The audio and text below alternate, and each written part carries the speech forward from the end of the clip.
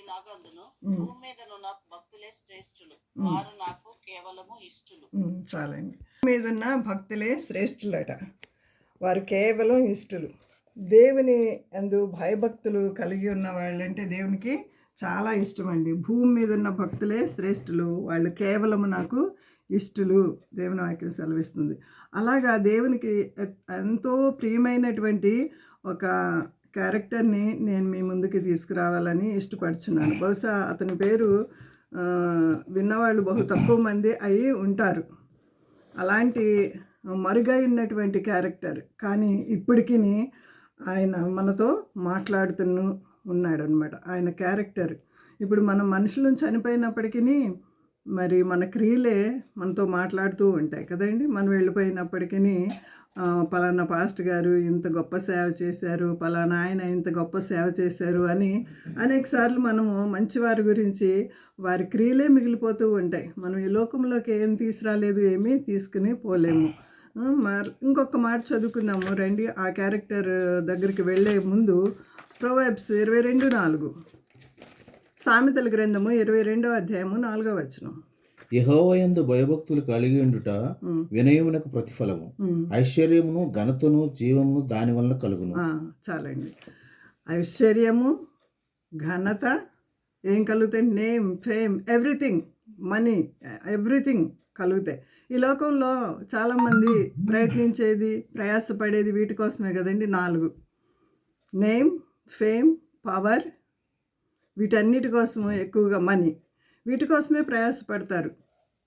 కానీ చెడ్డ పనులు చేసిన వాళ్ళ పేరు వెంటనే మర్చిపోతారు, మంచి వాళ్ళ పేర్లు జ్ఞాపకంలోకి ఉంటాయి. అలాంటి మంచి క్యారెక్టర్ని ఈరోజు బైబిల్ గ్రంథం నుంచి ఒక అతను చేసినది అంతా మనం మర్చిపోతాం. ఇర్మియా గురించి మనకి తెలుసు, కానీ ఇర్మియాని గోతులో పడేస్తారు. గోతులో పడేసినటువంటి అంటే గోతులు ఎందుకు పడేస్తారంటే ఆయన చెప్పేటువంటి శుభవర్తమానం ఎవరికి నచ్చదు. నవేడేస్ మనకు కూడాని మంచి మాటలు చెప్తున్నారు, రండి రండి సకాలంలోకి రండి అంటే ఎవరికి నచ్చదు. ఏవైతే కొంచెం కలరింగ్ వేసేసి లేకపోతే మంచి మంచి తీయటి మాటలు, కథలు ఇలాంటివి చెప్పేవాళ్ళ మాటలే ఎక్కువ వింటారు, కానీ ఉన్నట్టు వాక్యం బోధిస్తుంటే ఎక్కువగా ఇష్టపడరు అనమాట. అలాగా ఇర్మియా మీకు శాపం రాబోతుంది, కష్టాలు రాబోతున్నాయి, శత్రువు వచ్చి మిమ్మల్ని తీసుకుని వెళ్ళిపోతాడు, కాబట్టి మీరు జాగ్రత్తగా ఉండండి, తిరిగి రండి, ఇదే వాక్కు చెప్తూ ఉంటాడు ఇర్మియా గ్రంథంలో. మనం చూస్తూ ఉంటే ఇర్మియా గ్రంథాన్ని మనం చూసినట్లయితే ఒక ఆర్డర్లో లేదండి. ఇది గమనించినట్లయితే ఇప్పుడు మనం ఆదికాండం చూసామనుకోండి, ఇదిగో మన నోవహు తర్వాత అబ్రహాం వస్తాడు, అబ్రహాం తర్వాత యాకోబు, ఇస్సాకు, యాకోబు, ఇలాగా ఒక్కొక్క క్యారెక్టర్ క్రమ పద్ధతిలో రాసింది కదా. అలా లేదనమాట, కొంచెం డిజార్డర్గా ఉంది. బట్ దాన్ని బహు కేర్ఫుల్గా చదవాలి. అయినప్పటికీ మనం ఇర్మియా గురించి ఈరోజు ఎక్కువగా ధ్యానించటం లేదు, కానీ ఇర్మియాని చూసి ఇన్స్పైర్ అయినటువంటి ఒక గొప్ప భక్తుని గురించి ఈరోజు మనము ధ్యానించబోతున్నాం. కొంచెం ఫ్యాన్ ఏరు. పరిశుద్ధ గ్రంథము నుంచి ఇర్మియా గ్రంథము 38వ అధ్యాయము ఒకసారి తీయండి, చూద్దాము ఆయన గురించి. ఆయన పేరేంటో, అసలు ఆయన చేసినటువంటి గొప్ప పని ఏంటో ఒకసారి చూద్దాం రండి. ఇర్మియా 38వ అధ్యాయము 2వ వచనం చూడండి. 2వ వచనం. ఈ పేజీ తీసి ఉంచండి, 38:2 ఇక్కడికే వస్తాం మళ్ళా. చదవండి. యెహోవా ఇలాగ సెలవిచ్చుచున్నాడు, ఈ పట్టణము నిశ్చయముగా బబులోను రాజు దండు చేతికి అప్పగింపబడును, అతడు దాన్ని పట్టుకొనును అని ఇర్మియా ప్రజలకు అందరికీ ప్రకటింపగా. చాలండి. వీళ్ళందరూ వచ్చేసి కంప్లైంట్ చెప్తున్నారు. ఇంకా కొన్ని వచనాలు ఉన్నాయి. ఆ వచనాలు వచ్చి ఈ ఇర్మియా మంచోడు కాదు, ఈ ఇర్మియా చెప్పేది మీరు నమ్మొద్దు, ఈ పట్టణానికి ఏమీ కాదు, మనం హ్యాపీగా ఉంటాము, క్షేమంగా ఉంటాం, ఏమి కాదు అనేసి అబద్ధ ప్రవక్తలు ఉంటారు కదా, వాళ్ళు వచ్చేసేసి అని, లేకపోతే ఇంకా వేరే ప్రధానులు ఉంటారు కదా, వాళ్ళు వచ్చేసి రాజుకి ఏం చెప్తున్నాడంటే ఈయన మంచోడు కాదు, ఈయన చెడ్డ మాటలు చెప్తున్నాడు, కాబట్టి ఈయన్ని తీసుకెళ్ళి గోతులో పడేయండి అని అనేసి చెప్తున్నాడు. ఇర్మియా గోతులో పడేయటం, గోతులో నుంచి రక్షించబడటం చూస్తాం, కానీ ఆ గోతులో నుంచి రక్షించబడడానికి ఎవరు కారకులు? ఆయన అయినటువంటి ఎబెద్మెలెగు గురించి ఈరోజు మనము ధ్యానించుకుందాం. ఇంకా మరలా మనం చూసినట్లయితే 4వ వచనం చూడండి. 4వ వచనంలో లాస్ట్ భాగం నేను చదువుతున్నాను. ఈ మనుషుడు ఈ ప్రజలకు నష్టము కోరువాడే కానీ క్షేమము కోరువాడు కాదు. ఉంది కదండి. ఈ మనుషుడు ఈ ప్రజలకు నష్టము కోరువాడే కానీ క్షేమము కోరువాడు కాడు. ఇతడు ఇట్టి సమాచారం వారికి ప్రకటన చేయటం వలన ఈ పట్టణంలో నిలిచిన యోధుల చేతులను ప్రజలందరి చేతులను బలహీనము చేయుచున్నాడు. చిత్తగించి వానికి మరణ శిక్ష విధింపుము. ఏమంటున్నాడండి? మరణ శిక్ష విధింపుము. వీళ్ళందరూ ఏకమట్టుగా వచ్చి ఒకే మాటతోటి ఇర్మియా గురించి కంప్లైంట్ చేస్తున్నారు. ఇతను చెప్పేది కరెక్ట్ కాదు, ఇతను మరణానికే పాత్రుడు. మరి దానియేలు గురించి కానీ షడ్రక్ మేషక్ అబేద్నెగోల గురించి కానీ మనం చదువుతూ ఉంటాం కదండి. బబులోని చెరకి తీసుకువెళ్ళిపోయినప్పుడు వారు అక్కడ కూడా వారి యొక్క దేవుణ్ణి మహిమపరిచారండి. వారి క్రియలను బట్టి దేవుని మహిమపరిచారు. అలాంటి గొప్ప క్యారెక్టరే ఈ మరుగా ఉన్నటువంటి క్యారెక్టర్. వాళ్ళైతే మనకి వెరీ ఫెమిలియర్, బాగా తెలుసు. మరి ఏ నేరము చేయకోకుండానే సింహాల బోన్లో వేసేసినటువంటి దానియేలు గురించి కానీ అగ్నిగుండంలో ఉన్నటువంటి షడ్రక్ మేషక్ అబేద్నెగోల గురించి కానీ మనకి బాగా తెలుసు. కానీ ఈ క్యారెక్టర్ గురించి ఎవరు మనం పట్టించుకోరు. అలాంటి క్యారెక్టర్ని ఈరోజు అతనిలో ఉన్న శ్రేష్టమైన గుణములను ఈరోజు మనం బయటికి తీసుకుని వచ్చి అతని ద్వారా కొన్ని విషయాలు నేర్చుకుందాము. సరే, తర్వాత మళ్ళా ఇంకా 6వ వచనం చదవండి. 6వ వచనం 38:6. వారు ఇర్మియాను పట్టుకొని కారాగృహంలోనున్న రాజకుమారుడకు మల్కియా గోతిలోనికి దింపిరి. అందులోనికి ఇర్మియాను త్రాళ్లతో దింపినప్పుడు ఆ గోతిలో నీళ్లు లేవు, బురద మాత్రమే ఉండెను. ఆ బురదలో ఇర్మియా దిగబడెను. చాలు. ఎంత ఈ మాటలైతే మనకి తెలుసు కదండి. బురదలో అతను దిగబడిపోయాడండి. బురదలో దిగబడిపోయాడు. ఇంకొక చోటు ఉంటుంది కదా, ఏం మాట్లాడుతున్నావు నువ్వు అని చెంప మీద ఫెళ్ళని కొడతారండి. 4వ అధ్యాయంలో 5వ అధ్యాయంలో మనం చదువుకుంటూ వచ్చినట్లయితే నవేడేస్ నేను ఇర్మియా గ్రంథాన్ని ఎక్కువ ధ్యానిస్తున్నాను. ఎందుకంటే అది నా క్రమపాఠంలో ఉన్నటువంటి భాగం అన్నమాట. డీప్గా మనం ఇర్మియా గురించి చదివినట్లయితే ఇర్మియాని దేవుడు ఏం చెప్తాడంటే, నువ్వు పెళ్లి చేసుకోవద్దు, నువ్వు పెళ్లి చేసుకుంటే ఆ పిల్లల చావు కానీ చావు కానీ భార్య చావు కానీ నువ్వు నీ కన్నులారా చూడలేవు, నువ్వు అది తట్టుకోలేవు, కాబట్టి నువ్వు పెళ్లి కూడా చేసుకోవద్దని ఇర్మియాని ఆయన చిన్నతనంలోనే ఆయన సేవకి ప్రవక్తగా నిర్మించుకుంటాడు. ఇర్మియా గురించి ఒక్క మాట చదువుకుందాం రండి. 1వ అధ్యాయం 1వ వచనం చూడండి. 1వ అధ్యాయము 1వ వచనం. బెన్యామీను దేశమందలి అనాతోతుతో కాపురమున్న యాజకులలో ఒకడై హిల్కీయా కుమారుడైన ఇర్మియా వాక్యములు. చాలండి. బెన్యామీను దేశమందలి అనాతోతులో కాపురమున్న యాజకుల్లో ఒకడై హిల్కీయా కుమారుడనే ఇర్మియా వాక్యాలు. ఇతను తండ్రి ఎవరంటే యాజకుడు. ఇర్మియా తండ్రి ఎవరండి? యాజకుడు. వాళ్ళ యొక్క తండ్రి గారు యాజకుడు అనమాట. అంటే దేవుని యందు భయభక్తులు కలిగినటువంటి జీవితం అతనికి చిన్నప్పటి నుంచే వెన్నతో పెట్టిన విధిలాగా వచ్చిందనమాట. కానీ కొంతమంది ఉంటారు, పండిత పుత్ర పరమసుండ, అలా కాదు. కానీ తండ్రికి తగినట్లుగానే ఈయన కూడాని గొప్ప మంచి దైవజనుడిగా తీర్చిదిద్దబడ్డాడు. హిల్కియా కుమారుడైనటువంటి ఇర్మియా వాక్యములు. ఇతను ఎక్కడంటండి, ఊరు పేరు కూడాని రాయబడి ఉంది, అనాతోతు యెరూషలేముకి దగ్గరలో ఉంటుందండి. ఇర్మియా అంటే యెహోవా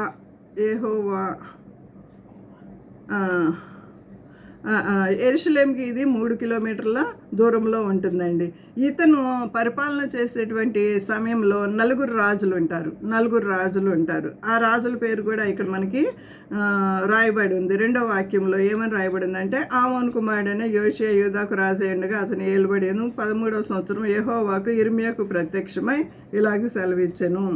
ఈయన 40 సంవత్సరాలు దేవుని వాక్యాన్ని అక్కడ ప్రకటిస్తూ తిరిగి రండి, మీ మీదకి ఇలాంటి ఉగ్రత వస్తుంది, మరి మీ పిల్లల్ని వాళ్ళు బండలకేసి కొట్టి తీసుకెళ్ళిపోతారు, బబులోను రాజు వచ్చి మీ యొక్క దేశాన్ని నిర్మూలన చేస్తాడు, తిరిగి రండి అని అనేసి ఎన్నిసార్లు చెప్పినప్పటికీ వారు పెడచెవిని పెడతారు కానీ దేవుని వాక్యాన్ని వినరండి.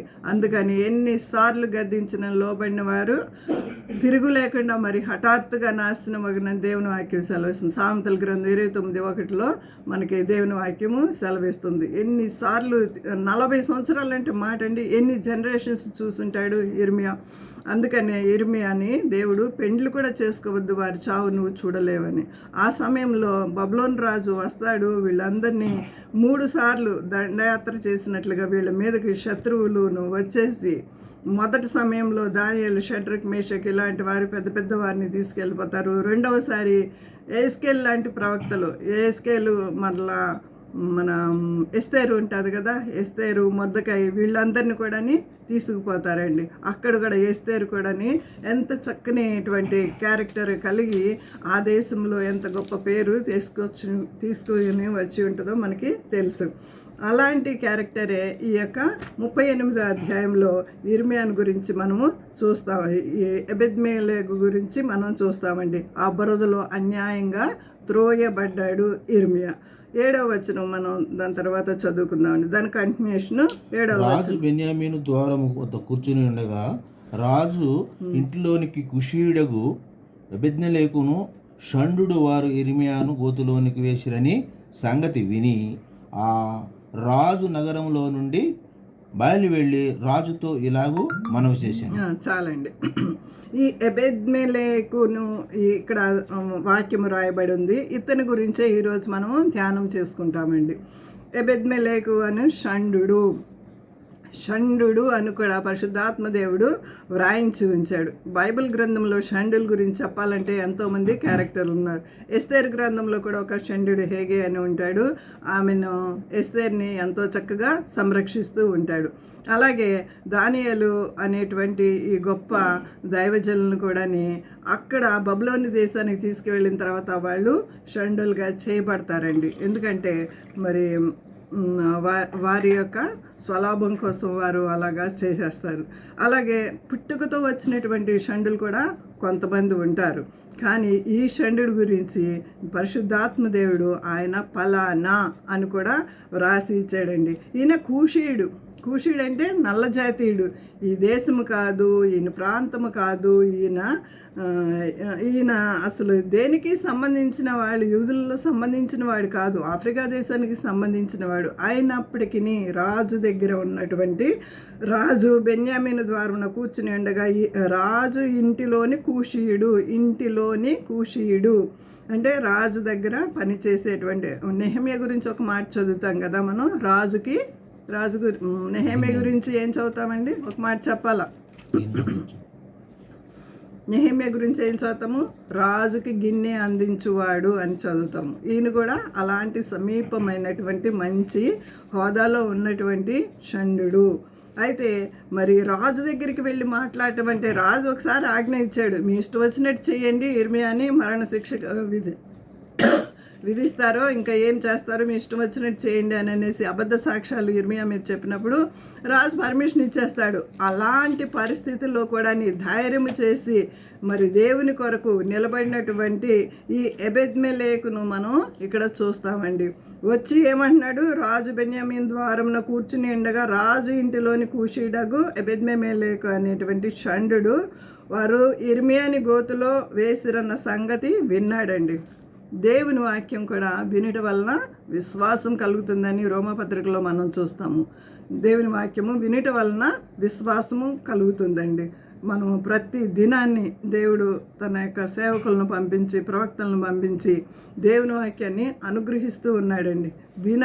వినాలా మరి ఇతరుల యొక్క సాక్ష్యాన్ని విని మనం కూడా బలపడాల. ఇతరుల సాక్ష్యం కన్నా దేవుని సాక్ష్యము, దేవుని వాక్యము ఇంకా గొప్పదండి. ఆ వాక్కులు హృదయం నిండి ఉన్న దాన్ని బట్టే నోరు మాట్లాడుతుంది. ఆ వాక్కులతో మనం ఎప్పుడైతే హృదయాన్ని నింపుకుంటామో అవే బయటికి వస్తాయండి. కాబట్టి దేవుని వాక్యాన్ని వినాలి. ఇతను విన్నాడు. విని ఏం చేశాడంటే, అయ్యయ్యో ఈ ఇర్మియా ప్రతిరోజు వచ్చి ఈ విధంగా చెప్తున్నా సరే వీళ్ళు ఎవ్వరు లెక్క చేయట్లేదు, ఇన్ని సంవత్సరాల నుంచి నేను వింటున్నాను, ఇంత మంచి వ్యక్తిని తీసుకెళ్ళి గుంటలో వేసేసారా అనేసి ఆ గుంటలో నుంచి బయటికి తీసుకురావడానికి అతను చేసినటువంటి ప్రయత్నము, సాహసము గొప్ప ప్రశంసనీయమైనది. అందుకే ఇతని గురించి నేను ఒక టైటిల్ పెట్టాలనుకుంటున్నాను, పరిమళించిన సువాసన. ఎబెద్మెలెకు పరిమళించిన సువాసన అనమాట. అతను చనిపోయి ఇప్పటికి ఎన్నో సంవత్సరాలు అయిపోయి ఉంటుంది. కానీ పరిశుద్ధ గ్రంథంలో ఇర్మియాతో పాటు అతన్ని కూడా మనం చదువుకోవడానికి పరిశుద్ధాత్మ దేవుడు అతని గురించి కొన్ని మాటలు వ్రాసి పెట్టి ఉంచాడు. చదవండి సిస్టర్, 8వ వచనము మరలా చదవండి. రాజు దగ్గరికి వెళ్ళి ఏమని మనవి చేస్తున్నాడంటే, రాజా, రాజు బెన్యామీన్ ద్వారమున కూర్చుని ఉండగా రాజు ఇంటిలోని కూషీయుడగు ఎబెద్మెలెకును షండుడు వారు ఇర్మియాను గోతిలో వేసిరని సంగతి విని రాజు నగరులో నుండి బయలు వెళ్లి రాజుతో ఇలాగు మనవి చేశాను. రాజా, రాజా నా ఏలినవాడా, ఆ గోతిలో వేయబడిన ఇర్మియాను ప్రవక్త ఈ మనుష్యులు చేసినది యావత్తును అన్యాయము. చాలు సిస్టర్, థ్యాంక్ యూ. ఈ మనుషులు చేసింది అంతా అన్యాయము. ఆ మనుషులు చేసిందే కదా రాజు విన్నాడు. మళ్ళీ రాజుకు వచ్చి ఇలాంటి మాట చెప్పాలంటే ఎంత సాహసం చేయాలి. ఎస్తేరు కూడా 3 రోజులు మరి ఉపవాసం ఉండి ప్రార్థన చేసి తన చెలికత్తెలను పిలిపించుకుని ఉపవాసం ఉండి ప్రార్థన చేసి ధైర్యం తెచ్చుకుని రాజు దగ్గరికి, నేను నశించిపోతాను, నేను రాజు దగ్గరికి వెళ్ళి మాట్లాడవలసిందే, నా యొక్క యూదుల్ని రక్షించుకోవాల్సిందే అనేసి ఎంత సాహసం చేసిందో మనకి తెలుసు. అలాంటి సాహస కార్యమే ఇతను కూడా ఫ్లాస్క్లో వేడి నీళ్ళు పోసాను. ఇతను కూడా అలాంటి సాహస కార్యమే రాజు దగ్గరికి వెళ్ళి మాట్లాడాలంటే వాళ్ళు చేసింది అన్యాయము అని చెప్పాలంటే ఎంత ధైర్యం కావాలండి. ఒక షండు కూషీయుడు, వాళ్ళ దేశస్థుడు కూడా కాదు, మరి రాజు దగ్గర ఎంత నమ్మకంగా ఉన్నాడండి. ఇక్కడ ఇంకొక మాట మనం జ్ఞాపకం చేసుకోవాలి. మనం రాజుల గ్రంథం 5వ అధ్యాయంలో అక్కడ కుష్ఠవ్యాధి కలిగినటువంటి ఒక అతను ఉంటాడు. ఎవరండి? నామాను అనేటువంటి అతని దగ్గర ఒక చిన్న పిల్ల చెప్పినటువంటి మాటలు విని, ఎంత నమ్మకంగా ఉండకపోతే ఆ చిన్న పిల్ల చెప్పినటువంటి మాటలు వింటాడండి. ఒక సైన్యాధిపతి అయినటువంటి అతను ఈ చిన్న పిల్ల చెప్పినటువంటి మాటలు విని అంత మరి స్వస్థతను పొందుకుంటాడు. అలాగే ఇక్కడ కూడా మరి ఈయన చెప్పినటువంటి మాటలు రాజు వింటాడండి. ఎంత నమ్మకస్తుడో చూడండి. మనం కూడా మన చుట్టుప్రక్కల ఉన్నటువంటి చాలామంది నశించిపోవచ్చున్న ఆత్మలు ఎన్నో ఉంటున్నాయి. గోతిలో ఉన్నటువంటివి కానీ, అగ్నిలో కాలిపోతున్న ఆత్మలు కానీ. యూదాపత్రికలో ఒక మాట ఉంటుంది, అగ్నిలో లాగినట్లు వారిని లాగండి. యూదాపత్రిక 1వ అధ్యాయం ఉంటుంది. ఆ పత్రికలో ఒక మాటలు ఉంటాయన్నమాట. అగ్నిలో కాలిపోతున్న వారిని లాగినట్టు లాగండి అని ఉంటుంది. మరి అలాగా మరి గోతిలో పడిపోయి ఏ పాపపు ఊబిలో, ఏ గుంటలో పడి ఉన్నారో, ఏ బురదలో చిక్కుపడి ఉన్నారో, ఏ నెట్టలో చిక్కుపడి ఉన్నారో, మరి మన చుట్టూ అనేక నశించిపోతున్న ఆత్మల పట్ల మనం భారం కలిగి ఉండాలండి. ఇతను కూడా అదే భారం కలిగి ఉన్నాడు. అదే చక్కని మనసు, క్రీస్తు యేసు కలిగిన ఈ మనసు మీరును కలిగి ఉండండి. ఫిలిప్పీ పత్రికలో చెప్పినట్లుగా మరి అలాంటి చక్కని మనసు కలిగి ఉండి మరి ఈ యొక్క ఏలియాని, ఇర్మియాని గోతులో నుంచి బయటికి తీసుకురావడానికి సాహసం చేశాడండి. ఏమని అంటున్నాడు? ఈ మనుషులు చేసినది యావత్తు అన్యాయము అని ధైర్యంగా వెళ్ళి చెప్తున్నాడు. అతడున్న చోటును అతడు ఆకలి చేత చచ్చును, పట్టణంలోనైనా ఇంకలు రొట్టెలు లేవు. అప్పటికే కరువు వచ్చేసిందండి. మరి అతను గోతులో పడేసారు, అతను చచ్చిపోతాడు. మరి రాజా అతన్ని రక్షించండి అని వెళ్ళి ఈ ఎబెద్మెలెకు వెళ్ళేసి ఎంత చక్కగా మాట్లాడుతున్నాడు. అప్పుడు ఏం జరిగింది? 10వ వచనం చదవండి సిస్టర్. అందుకు రాజు, నీవు ఇక్కడ నుండి 30 మంది మనుషులను వెంటబెట్టుకుని పోయి ప్రవర్తన ఇర్మియాను చావక మునిపి ఆ గోతులో నుండి అతనిని తీయించమని కుషీయుడగు అబేద్నెలెకును సెలవీయగా. చాలు చాలు. అందుకు రాజు ఏమని అంటున్నాడు, నీవు ఇక్కడి నుంచి 30 మంది మనుషులను వెంట పెట్టుకొని పోయి 30 మంది మనుషులు ఇచ్చాడు. నెహెమ్యా కూడా అలాగే జరుగుతుంది కదండి.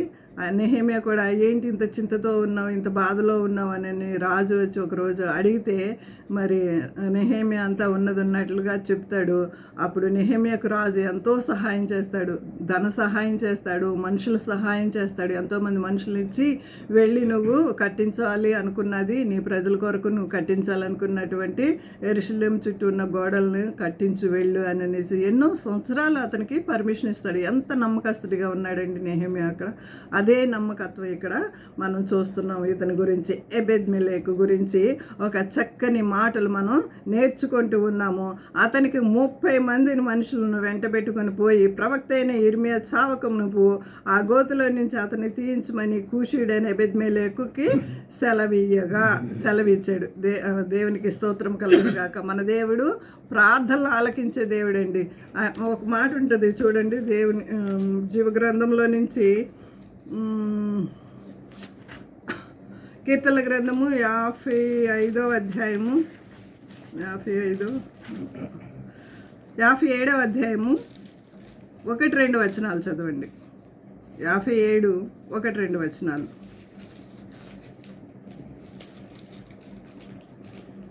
ప్రధాన గాయకునికి నన్ను కరుణింపుము దేవా, నన్ను కరుణింపుము, నేను శరణు చేర్చి ఉన్నాను. అక్కడి నుంచి చదవండి. నన్ను కరుణింపుము దేవా, నన్ను కరుణింపుము, నేను నీ శరణుజొచ్చి ఉన్నాను. ఈ ఆపదలు తొలగిపో వరకు నీ రెక్కల నీడన శరణుజొచ్చి ఉన్నాను. మహోన్నతుడైన దేవునికి, నా కార్యము సఫలము చేయు దేవునికి నేను మొరపెట్టుచున్నాను. హల్లెలూయా. చాలండి. రెండే వచనాలండి. మహోన్నతుడైన దేవునికి, నా కార్యము సఫలము చేయి దేవునికి నేను మొరపెట్టుచున్నాను. ఎంత గొప్ప మాటలు కదండి. మహోన్నతుడైనటువంటి దేవుడు, మన దేవుడు గొప్ప దేవుడని మనము గ్రహించాలి. ఫస్ట్ ఆఫ్ ఆల్ ఆయనకి మనం మొరపెట్టుకున్నప్పుడు, నా కార్యము సఫలము చేయి దేవునికి నేను మొరపెట్టుకుచున్నాను. ఎంత గొప్ప మాటలు. ఇంకా 56వ వచనంలో, 56వ అధ్యాయంలో, నా కన్నీళ్లు నీ బుడ్డిలో ఉంచబడి ఉన్న 8వ వచనం, అవి నీ కబలెలో కనబడును కదా. కన్నీళ్లతో విత్తినప్పుడు దేవుడు తప్పకుండా వాటికి జవాబిస్తాడు. కన్నీళ్లు బుడ్డిలో దాచబడి ఉంటాయి. మన కన్నీళ్ళు ఎప్పటికీ వ్యర్థం కాదు. మన మనుషుల దగ్గర ఏడిస్తే అవి వ్యర్థమైపోతాయేమో, కానీ దేవుని సన్నిధిలో కార్చిన కన్నీరు ఎప్పటికీ వ్యర్థం కాదండి. ఆయన జీవ కవలెలో కనబడుతున్నాయంట మన కన్నీళ్ళు. అందుకే ఆయన అరచేతుల్లో మనల్ని చెక్కుకుని ఉన్నాడు. ముదిమి వచ్చే వరకు నిన్ను ఎత్తుకుని వాడిను నేనే అని చెప్తున్నాడు. మరి దేవుడు ఎబెద్మెలెకు చెప్పినటువంటి మాటలు రాజు విన్నాడండి. మన పరమ తండ్రి కూడా వినడానికి రెడీగా ఉన్నాడండి. ఇర్మియా గురించి మనం ఇంకా కొన్ని మాటలు చదువుకున్నట్లయితే, ఇర్మియాని చంప మీద కొడతారు. యేసుప్రభుని కూడా చంప మీద కొట్టారండి. మంచి మాటలు చెప్పినందుకు ఏం చేశారు? యోహాను సువార్త 18వ అధ్యాయంలో ఉంటుంది, చంప మీద కొడతారండి. అలాంటి భయంకరమైనటువంటి పరిస్థితుల్లో మరి ఇర్మియా ఉన్నప్పుడు ఎంత జాలిగల మనసు అండి. యూదులందరూ ఆయన్ని త్రోసివేశారు, అబద్ధ సాక్ష్యాలు చెప్పారు. కానీ యూదుడు కానటువంటి కూషి దేశస్థుడైనటువంటి నల్ల చర్మము కలిగినటువంటి ఆయనకి సౌందర్యమైనటువంటి హృదయం కలిగిన వాడు. అందుకే 1 పేతురు పత్రిక 3వ అధ్యాయము 1-4 వచనాలు మనం చదివినట్లయితే ఒక చక్కని మాటలు ఉంటాయి. ఏమని ఉంటాయంటే 4వ వచనంలో ఏమని ఉంటుందంటే, మీ హృదయపు అంతరంగ స్వభావము. ఒకసారి తీయండి 1 పేతురు పత్రిక 3-4 వచనం, 3వ అధ్యాయము 4వ వచనం. సాధువైనట్టు మృదువైనట్టు గుణమను అలంకారము గల మీ హృదయపు అంతరంగ స్వభావము మీకు అలంకారముగా ఉండవలెను. ఎలాంటిది ఉండాలి? దృష్టికి మిగుల విలువ. మొన్న ఇది నేను చదివించాను, స్త్రీల కోటంలో కూడా చదివించాను. సాధువైనటువంటి మృదువైనటువంటి మరి అలాంటి అక్షయాలంకారములు మనం అలంకరించుకోవాలండి. మీ హృదయపు అంతరంగ స్వభావము మీకు అలంకారముగా ఉండవలన, అది దేవుని దృష్టికి మిగుల విలువగలది. అలాంటి మరి హృదయాన్ని ఇతను కలిగి ఉన్నాడండి. అలాంటి హృదయాన్ని కలిగి ఉన్నాడు. ఎవరంటే ఎబెద్మెలెకు. అతను ఏం చేశాడంటే మరి 30 మందిని తీసుకుని వెళ్ళి ఏం చేస్తున్నాడు? ఇంకొక మాట చదవండి, 10వ వచనం సిస్టర్ చదవండి. 10వ వచనం 38:10 ఇర్మియా గ్రంథము 38. అందుకు రాజు, నీవు ఇక్కడి నుండి 30 మంది మనుషులను వెంట పెట్టుకుని పోయి ప్రవక్త అయిన ఇర్మియా చావక మునుపు ఆ గోతుల నుండి అతన్ని తీయించమని కూషీయుడగు ఎబెద్మెలెకు సెలవీయగా, ఎబెద్మెలెకు ఆ మనుషులను వెంట పెట్టుకొని రాజనగరంలో ఖజానా క్రింది గదిలోకి వచ్చి అచ్చటి నుండి పాతవైన చింకి బట్టలను, చినిగి చిరాకులైన గుడ్డ పాతలను తీసుకొని పోయి, పరిశుద్ధాత్మ దేవుడు చిరిగిపోయిన బట్టలను కూడా రాసి పెట్టాడంటే అతని గురించి మనం చదివినప్పుడు ఎంత పర్టికులర్ కనుదృష్టి కలిగి మరి ఇతను ఎబెద్మెలెకు చేసినటువంటి ఆ గొప్ప క్రియను ఆ చినిగిపోయిన గుడ్డలకు గురించి కూడా రాయబడ్డాడంటే ఎంత సెన్సిటివ్ మైండ్ కలిగినటువంటి దేవుడు మన దేవుడు. చూడండి, మళ్ళీ చదవండి సిస్టర్ ఒకసారి 11వ వచనం నుంచి. ఎబెద్మెలెకు ఆ మనుషులను వెంట పెట్టుకుని రాజనగరులో ఖజానా క్రింద గదిలోనికి వచ్చి అచ్చట నుండి పాతవైన చింకి బట్టలను, చిరిగి చీరాకులైన గుడ్డ పాతలను తీసుకొని పోయి ఆ గోతిలోనున్న ఇర్మియా పట్టుకొనున్నట్లుగా త్రాళ్ల చేత వాటిని దింపి, పాతవై చిరిగి చిరాకులైన ఈ బట్టలను త్రాళ్ల మీద నీ చంకల క్రింద పెట్టుకుని అతనితో చెప్పాను. చాలండి.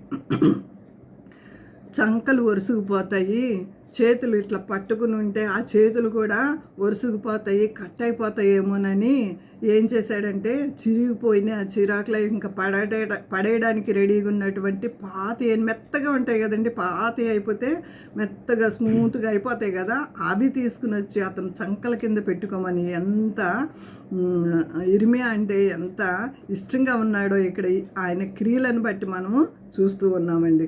అలాంటి బట్టలను తీసుకొచ్చి నీ చంకల కింద పెట్టుకోమని తీసుకొచ్చి 30 మందిని తీసుకెళ్ళి, ఆయన ఒక ఆర్డర్ చేస్తే 30 మంది వెళ్ళి ఇర్మియాని తీసుకుని వచ్చేస్తారు. కానీ అతనే వెళ్ళి ఇర్మియాని ఆ యొక్క గోతులో నుంచి తీసుకుని వస్తాడండి.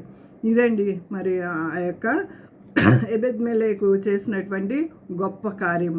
మనం గోతులో నుంచి బయటకు వచ్చాడు, గోతులో నుంచి దేవుడు బయటికి తీసుకుని వచ్చాడు. తర్వాత ఇర్మియా అని ఆ మాటనే చదువుకుంటూ ఉంటాం, కానీ ఇతని పేరుని మనము నెగ్లెక్ట్ చేస్తాము. పరిశుద్ధాత్మ దేవుడు ఈయన పేరుని రాయించాడు, కూషీయుడని రాయించాడు, షండుడని రాయించాడు, నల్ల చర్మము గలవాడని కూడా రాయించాడు. ఇంకొక ఆయన ఇలాంటి వ్యక్తే, యేసు ప్రభు సిలువ మోసేటప్పుడు కురేనీయుడైనటువంటి సీమోను, ఆయన కూడా నల్ల చర్మము కలవాడే.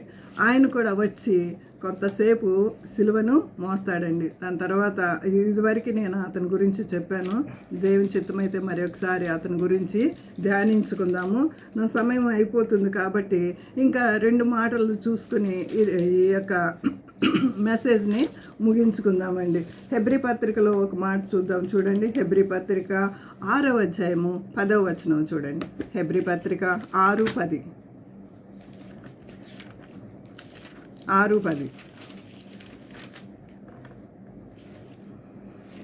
మీరు చేసిన కార్యమును మీరు పరిశుద్ధులకు ఉపచారము చేసి ఇంకను ఉపచారము చేయకుండుట చేత తన నామమును బట్టి చూపిన ప్రేమను మరచుటకు దేవుడు అన్యాయస్తుడు కాడు. దేవుని కొరకు మనం ఏ చిన్న కార్యము చేసినా అది మర్చిపోవడానికి దేవుడు అన్యాయస్తుడు కాదంటండి. ఎబెద్మెలెకు చేసినటువంటి ఈ గొప్ప కార్యాన్ని పరిశుద్ధాత్మ దేవుడు చక్కగా వ్రాసి పెట్టి ఉంచాడు. మనం కూడా అట్టి మాదిరి కలిగి ఉండాలని. ఈ కాలము మనం అంత్యకాలంలోకి వచ్చేసామండి. అంత్యకాలం అపాయకరమైనటువంటి దినాల్లోకి మనము వచ్చేసాము. అంత్యకాలంలో అపాయకరమైనటువంటి దినాల్లో మనుషులు ఎలా ఉంటున్నారంటే స్వార్థప్రియులుగా ఉంటున్నారు. 2వ తిమోతి పత్రిక 3వ అధ్యాయం 1 నుంచి కొన్ని మాటలు చదువుకుందామండి. 2వ తిమోతి 3:1 నుంచి కొన్ని మాటలు. అక్కడ 19 క్యారెక్టర్స్ ఉంటాయి. పౌలు అంత్యదినముల అంచె దినములలో అపాయకరమైన కాలములు వచ్చునని తెలుసుకొని ఎలాగనగా ఎలాగనగా మనుష్యులు ఉమ్, స్వార్థప్రియులు, ఉమ్, ధనాపేక్షకులు, ఉమ్, బింకములాడువారు, ఉమ్, అహంకారులు, ఉమ్, దూషకులు, ఉమ్, తల్లిదండ్రులకు అవిధేయులు, ఉమ్, కృతజ్ఞత లేనివారు, ఉమ్, అపవిత్రులు, ఉమ్, అనురాగరహితులు, ఉమ్, అతి ద్వేషులు, అవునండి. అపవాదకులు, ఉమ్, అజితేంద్రియులు, ఉమ్, క్రూరులు, అవును, సజ్జన ద్వేషులు, అవును, ద్రోహులు, ఉమ్, మూర్ఖులు, ఉమ్, గర్వాంధులు, దేవుని దేవుని కంటే కంటే సుఖానుభవం సుఖానుభవం ఎక్కువ. ఎక్కువగా ప్రేమించువారు, ఉమ్, పైకి భక్తి గల వారి వలె ఉండి ఉమ్, దాని శక్తిని ఆశ్రయించని వారునై ఉండురు. అట్టి ఇట్టి వారికి విముఖుడవై ఉండుము. 19 ఇక్కడ ఈ యొక్క మాటలు నేను చదివినప్పుడు నేనేమని రాసుకున్నానంటే క్రైస్తవులు చేసేటువంటి పాపాలు అని రాసుకున్నాను. 19 పాపాలు. మేము ఏమీ చేయటం లేదు, మేము పరిశుద్ధులు అని చెప్తారు కానీ ఇవన్నీ చేస్తారండి. ప్రార్థన చేస్తున్నాం అంటాం కానీ ఇవన్నీ చేస్తాము. స్వార్థ ప్రియులుగా ఉంటాము, ధనాపేక్షలుగా ఉంటాము, బింకములాడేవారిగా ఉంటాము, అహంకారులుగా ఉండేవాళ్ళం ఉంటాము, దూషకులుగా ఉంటాము, తల్లిదండ్రులకు అవిధేయులైనటువంటి వారంగా ఉంటున్నాం, కృతజ్ఞత లేని వారంగా ఉంటున్నాం, అపవిత్రులుగా ఉంటున్నాము, అనురాగరహితులుగా ఉంటున్నాము, అతి ద్వేషులుగా. నవేడేస్ అందరిలోనూ దేవుని ప్రేమ చల్లారిపోయినట్లు కూడా చూస్తున్నాము. తర్వాత పైకి భక్తి గలవారి వలె ఉండి దేవుని శక్తిని ఆశ్రయించని వారిలాగా ఉంటున్నాం. ఇట్టి వారికి విముఖుడవై ఉండుము. అలాంటి దినాల్లో మనం జీవిస్తున్నామండి. నోవహు దినాల్లో జరిగినట్లే జరుగుతున్నాయి. పాపము బహు ఎక్కువైపోయినటువంటి దినాల్లో మనము జీవిస్తున్నాము. కాబట్టి బహు జాగ్రత్తగా ఇవన్నీ చెక్ లిస్ట్ పెట్టుకుని వీటిల్లో నేను ఎవరి వలె ఉన్నాను. 19 పాపాలు ఇక్కడ రాయబడి ఉన్నాయి. ఏ పాపంలో నేను పట్టబడి ఉన్నాను అని ఒకసారి మనము చెక్ చేసుకుందాము. ఆఖరిగా ఇంకొక మాట చదువుకుని 1 కొరింథీ 13వ అధ్యాయం అందరికీ తెలిసిన మాటలే. 1 కొరింథీ పత్రిక 13వ అధ్యాయము ఒక మాట చదువుకుని ఆఖరిగా మనము దేవుని వాక్యాన్ని 4వ వచనం. ప్రేమ దీర్ఘకాలం సహించును, దయ చూపించును, ప్రేమ మత్సరపడదు, ప్రేమ డమ్మముగా ప్రవర్తింపదు, అది ఉప్పొంగదు, అమర్యాదగా నడుచుకోదు, స్వప్రయోజనమును విచారించుకొనదు, త్వరగా కోపపడదు, అపకారమును మనస్సులో ఉంచుకొనదు, దుర్నీతి విషయమై సంతోషపడక సత్యమునందు సంతోషించును, అన్నిటికి తాళుకొనును, అన్నిటిని నమ్మును, అన్నిటిని నిరీక్షించును, అన్నిటిని ఓర్చును, ప్రేమ శాశ్వత కాలముండును. చాలండి, చాలు. ప్రేమ శాశ్వత కాలం ఉంటుందంటండి. ఏంటి ఎన్ని విషయాలు ఉన్నాయంటే ప్రేమ అనే చోటు నేను ఇదివరకు కూడా చెప్పాను. ప్రేమ అని ఎక్కడైతే ఉందో అక్కడ మన పేరుని పెట్టుకుని చదువుకుంటే అసలు హృదయము పగిలిపోద్దండి. ఎక్కడెక్కడైతే ప్రేమ అంటే మణి, నా పేరు మణి. మణి దీర్ఘకాలం సహించును, మణి దయ చూపించును, మణి మత్సరపడదు, మణి డంబముగా ప్రవర్తించదు. ఇక్కడ మన పేర్లు పెట్టుకుని చదివినట్లయితే అబ్బా అసలు ఎంత బాగుంటుందంటే ఈ పత్రిక. డంబముగా ప్రవర్తించదు, ఉప్పొంగదు, అమర్యాదగా నడుచుకోదు, సప్రయోజనమును విచారించుకొనదు, త్వరగా కోపడదు, అపకారం మనసులో ఉంచుకొనదు. వండర్ఫుల్ వర్డ్స్ కదండి, బ్యూటిఫుల్ వర్డ్స్. కాబట్టి ఇలాంటి ప్రేమ కలిగినటువంటి ఎబెద్మెలెకుని ఈరోజు మనము ధ్యానించుకున్నాము. మరి ఇర్మియాని ఆ గోతులో నుంచి తీసుకురావడానికి ఎంత సాహసం చేశాడు. అతను తీసుకుని వచ్చినటువంటి ఆ చిరాకులైనటువంటి ఆ పాత గుడ్డల గురించి కూడా దేవుడు పరిశుద్ధాత్మ దేవుడు రాయించి పెట్టి ఉన్నాడు. నీ చేతిలో ఏముంది? మరి అక్కడ మనం అపొస్తల కార్యం 9వ అధ్యాయంలో దోర్కా అని ఒక ఆమెను చూస్తాం. ఆమె చేతిలో చిన్న నీడిలే ఉందండి సహాయం చేయడానికి. ఆమె చేతిలో చిన్న సూది మాత్రమే ఉంది. ఆ సూదితోనే ఆమె అనేక బట్టలను కుట్టి అనేకులకి సహాయం చేసింది.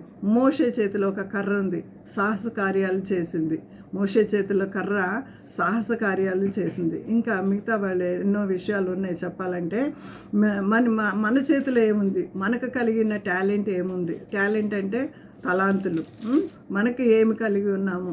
మనము దేవుని కొరకు అది వాడబడితేనే దేవుడు మెచ్చేవారంగా ఉంటాము. దేవుని కొరకు మనకు ఇచ్చినటువంటి ప్రతి ఒక్క తలాంతుని వాడదాము. దేవుని కొరకు కొన్ని ఆత్మలను గెలుద్దాము. ప్రతి ఒక్కళ్ళము కూడా అది సేవకుని పనేలే, ఆత్మలు రక్షించడం మంద కాదులే అనుకోవద్దు. కాపరి ఏం చేస్తాడండి? మందను మేపుతాడు. కానీ గొర్రెలు ఏం చేస్తాయి?